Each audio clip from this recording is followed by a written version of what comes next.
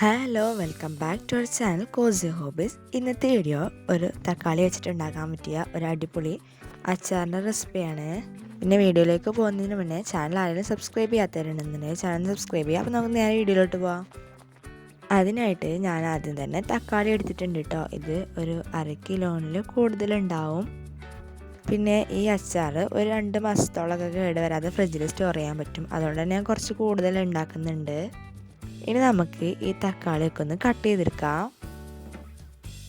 അപ്പോൾ ഇതൊക്കെ ഞാൻ കട്ട് ചെയ്തെടുത്തിട്ടുണ്ട്. ഇനി അടുത്തതായിട്ട് ഞാൻ മിക്സിയുടെ ജാർ എടുത്തിട്ടുണ്ട്. ഇതിലേക്ക് നമ്മൾ കട്ട് ചെയ്തെടുത്തിട്ടുള്ള തക്കാളിയൊക്കെ ഇട്ടെടുക്കാം.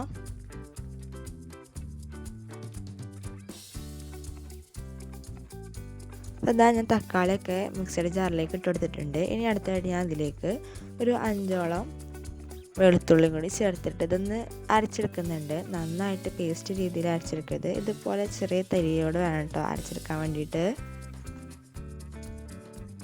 ഇനി ഞാൻ അടുത്തായിട്ട് ഇതുപോലൊരു പാന് ഗ്യാസിൽ വെച്ചിട്ടുണ്ട്. ഇതിലേക്ക് ഞാൻ നല്ലെണ്ണ കേട്ടോ ചേർക്കുന്നത്. നല്ലെണ്ണ തന്നെ വേണമെന്നില്ല, വേറെ ഏത് ഓയിലും ചേർത്തെടുക്കാം. ഇതുണ്ടെങ്കിൽ ഇത് തന്നെ ചേർത്തെടുക്കുക. ഇതാവും ഒന്നുകൂടി കൂടുതൽ ടേസ്റ്റ് ഉണ്ടാവുക. ഇതില്ലെങ്കിൽ സൺഫ്ലവർ ഓയിലൊക്കെ ചേർത്തെടുക്കാം കേട്ടോ. ഇനി അടുത്തായിട്ട് ഞാൻ അതിലേക്ക് 1 ടീസ്പൂണോളം കടുക് ചേർത്തെടുക്കുന്നുണ്ട്. ഇനി ഈ കടുകൊക്കെ ഒന്ന് പൊട്ടി വരട്ടെ.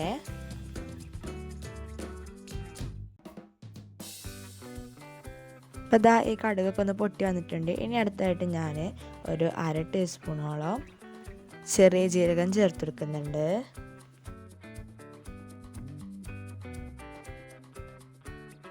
കൂടെ തന്നെ 1 ടേബിൾ സ്പൂണോളം വെളുത്തുള്ളി ചതച്ചെടുത്തിട്ടുള്ള അത് ഇതും കൂടി ചേർത്തെടുക്കുന്നുണ്ട്. ഇനി നമുക്ക് ഇതൊന്ന് മിക്സ് ചെയ്ത് യോജിപ്പിച്ചെടുക്കാം. പിന്നെ ഈ വെളുത്തുള്ളിയൊക്കെ ഒന്ന് ബ്രൗൺ കളറായി വരുന്ന സമയം വരെ നമുക്കിതൊന്ന് മിക്സ് ചെയ്യണേ. ഇനി നമുക്കിതിലേക്ക് അടുത്തായിട്ട് കറിവേപ്പില ചേർത്തെടുക്കാം. അപ്പോൾ നമ്മുടെ വെളുത്തുള്ളിയൊക്കെ ഒന്ന് ബ്രൗൺ കളറായി വന്നിട്ടുണ്ട്. ഇനി നമുക്ക് തിരി നന്നായിട്ട് കുറച്ച് വെക്കാം. കുറച്ചതിന് ശേഷം ഒരു 2 ടീസ്പൂണോളം മുളക് പൊടി ചേർത്തെടുക്കുന്നുണ്ട്. ഞാനിപ്പോൾ ഇവിടെ കാശ്മീരി ചില്ലി പൗഡർ അല്ല കേട്ടോ ചേർത്തെടുത്തിട്ടുള്ളത്. അതാണെന്നുണ്ടെങ്കിൽ ഒരു 4 ടീസ്പൂണോളൊക്കെ ചേർക്കാം. പിന്നെ ഞാൻ അടുത്തായിട്ട് കുറച്ച് ഉലുവയും കൂടി ചേർത്തെടുക്കുന്നുണ്ട്. പിന്നെ ഒരു 1/2 ടീസ്പൂണോളം മഞ്ഞൾപ്പൊടിയും ചേർത്തെടുക്കുന്നുണ്ട്. പിന്നെ ശ്രദ്ധിക്കേണ്ട ഒരു കാര്യം, തിരി നന്നായിട്ട് കുറച്ച് വെക്കണം. ഇനി അടുത്തായിട്ട് നമുക്ക് ഇതിലേക്ക് കുറച്ച് കായപ്പൊടിയും കൂടി ചേർത്തിട്ട് ഇതൊന്ന് മിക്സ് ചെയ്ത് യോജിപ്പിച്ചെടുക്കാം. ഈ മസാലപ്പൊടികളുടെ ഒക്കെ പച്ചമണം മാറുന്ന നേരം ഇതുപോലെ ഒന്ന് മിക്സ് ചെയ്യാം കേട്ടോ.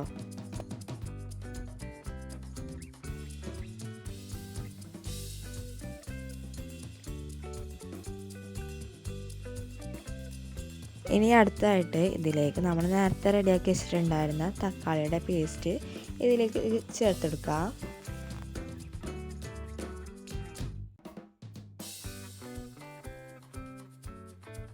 ഇത് ചേർത്തിട്ട് ഞാനൊന്ന് മിക്സ് ചെയ്ത് യോജിപ്പിച്ചെടുക്കുന്നുണ്ട്. ഇനി നമുക്കിത് നന്നായിട്ടൊന്ന് കുറുക്കിയിട്ടെടുക്കണം.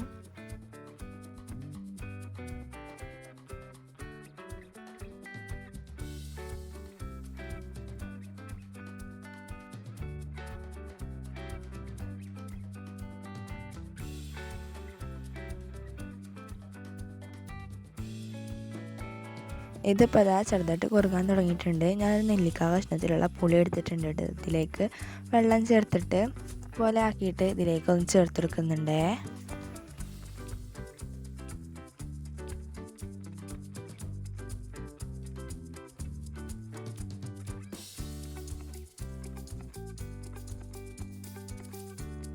ഇനി അടുത്തായിട്ട് ഇതിലേക്ക് ആവശ്യത്തിനുള്ള ഉപ്പ് ചേർത്തെടുക്കുന്നുണ്ട്.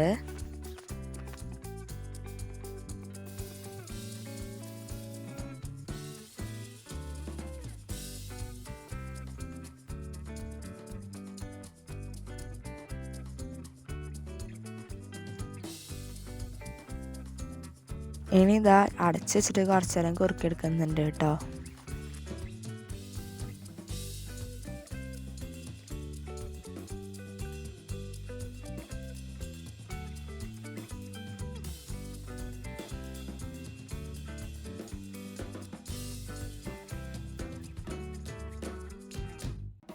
അപ്പം അത് നന്നായിട്ട് കുറുക്കി എടുത്തിട്ടുണ്ട്. അപ്പം നമ്മളുടെ അച്ചാറോടെ റെഡി ആയിട്ടുണ്ട് കേട്ടോ. അപ്പം നമ്മളുടെ ടേസ്റ്റി ആയിട്ടുള്ള അച്ചാറോടെ റെഡി ആയിട്ടുണ്ട്. നമുക്കിത് ചൂടാറിയതിന് ശേഷം ഇതുപോലെ കുപ്പിയിൽ എന്തെങ്കിലും ആക്കിയിട്ട് ഫ്രിഡ്ജിൽ സ്റ്റോർ ചെയ്ത് വെക്കാം. നല്ല ടേസ്റ്റിയാണ്. അപ്പോൾ എല്ലാവരും ഒന്ന് ട്രൈ ചെയ്ത് നോക്കുക. വീഡിയോ ഇഷ്ടപ്പെട്ടാൽ ലൈക്ക് ചെയ്യുക, ചാനൽ സബ്സ്ക്രൈബ് ചെയ്യാത്തവരെ സബ്സ്ക്രൈബ് ചെയ്യുക, അഭിപ്രായങ്ങൾ കമൻറ്റ് ചെയ്യുക. ബൈ.